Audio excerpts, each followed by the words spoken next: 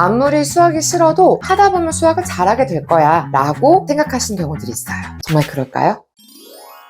안녕하세요. 123 미린쌤TV의 김민희입니다. 우리가 수학에 대해서 잘못 알고 있는 부분들이 정말 많아요. 그 중에서도 정말 반드시 고쳐야 되는 수학에 대한 잘못된 오해 3가지를 살펴보려고 하는데요. 이 오해를 극복하지 못하면 수학을 잘하기가 정말로 어렵고요. 극복을 한다면 수학을 찐으로 잘할 수 있는 아이로 만들 수 있다는 거 꼭 기억하시고 이 영상을 끝까지 확인해 보세요.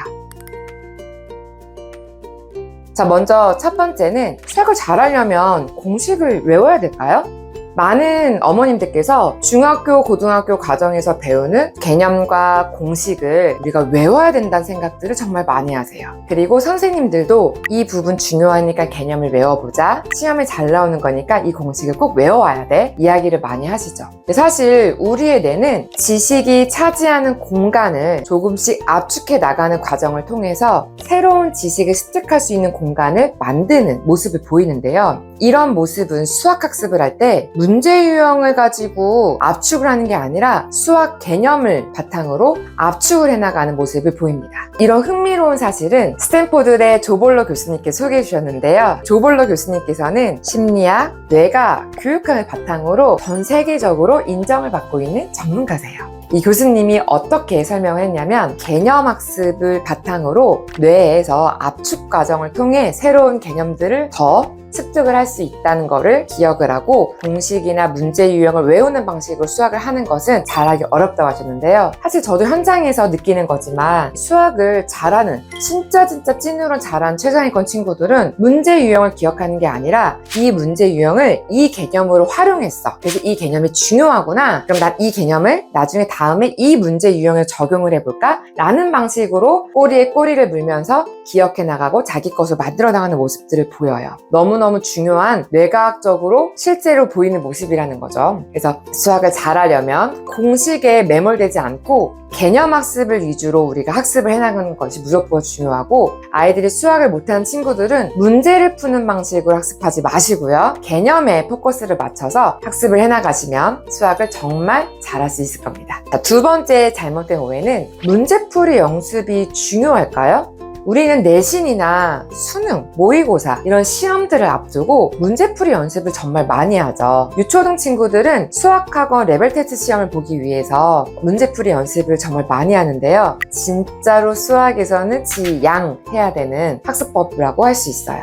이 조볼러 교수님께서는 이 문제풀이 학습 말고 어떤 방법을 추천해 주셨냐면 그날 배운 수업 내용을 다시 한번 정리를 해보는 거죠. 어떤 방식으로? 일기 방식으로. 이 일기로 나는 오늘 어떤 내용을 배웠고 이런 내용은 쉬웠어. 이런 내용은 좀 어려웠어. 이런 문제를 틀려서 이 문제를 이렇게 해결하는 방법을 알게 됐어. 이런 과정들을 기록해 나가는 것이 굉장히 중요하다고 강조를 하셨어요. 저도 아이들이 수학 동화를 읽고 나서 특별히 그 수학 동화를 읽은 거에 대한 독서 감상문 이런 걸 쓰기보다 그냥 수학 동화를 자주 읽고 그거를 일기로 나타내는 것이 좋다라고 말씀을 드리고요. 또는 수업이 끝나고 아이들한테 뭐 배웠어? 오늘 잘했어? 못했어? 이를 질문하지 않고 어떤 내용이 어려웠어? 어떤 내용이 쉬웠어? 라고 물어봐 주시는 게 정말 중요하다라고 말씀을 드리는데요. 이 수학 일기를 쓸 때는 너무 정형화된 방식으로 아이가 쓰게끔 유도하시는 것은 좋지 않아요. 어떤 노트를 준비하면 좋으냐?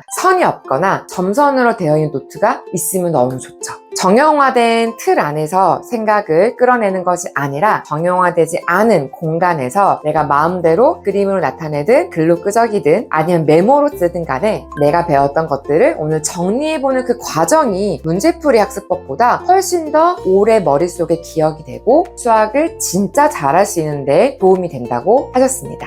그래서 오늘부터 아이들과 문제풀이 시간을 조금 줄여보시고 단 한 문제라도 진하게 깊게 다루는 것이 무엇보다 중요하기 때문에 그런 문제 하나를 골라서 수학 일기장에다가 정리를 해보시면 좋을 것 같고요. 자, 세 번째 오해는요. 아무리 수학이 싫어도 하다 보면 수학을 잘하게 될 거야 라고 생각하시는 경우들이 있어요. 정말 그럴까요? 아이들이 수학을 싫어하고 불안해하는 이 감정은 예를 들어 이런 것과 비슷해요. 뱀이나 거미를 보고 우리가 느끼는 그때의 공포 중추가 활성화되는 그런 것과 동일한 모습을 보인다고 조몰러 교수님께서는 말씀을 해주셨습니다. 그렇다면 수학을 싫어하고 그 불안감을 느끼면 이만큼 공포스러운 감정을 느낀다는 건데, 어떻게 하면 수학에 대한 불안감과 이 싫어하는 감정을 좀 극복할 수 있을까요? 사실 수학에 대한 불안을 극복하려면 잦은 시험이나 문제풀이 방식이 아니라 긍정적인 사고를 심어주는 게 무엇보다 중요해요. 그래서 우리가 사고력 수학 같은 형태가 도구를 만지고 그걸 가지고 게임을 진행하든 활동적인 수업을 통해서 아이들한테 수학에 대해서 좀 흥미롭게 생각하고,